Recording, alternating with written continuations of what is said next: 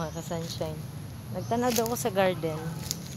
pero ang akong attire mga ka-sunshine dili pang garden hak unya nakaana pa jud ha ang sandal diba unya muta ako dira as in gikan kasi ko dito sa sa akong work ba kabarning diretso ako diri akong gisilip ug maano okay pa man. Siguro balikan na lang ni nako og kanang kuan kay gabi nag-ulan man pod kusog-kusog pod ang ulan so medyo basa ang yuta og no need na nga akong bubuan.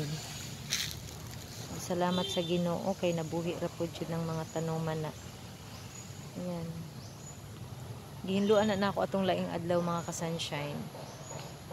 pero wala ko naka video go na jud hilamon jud banat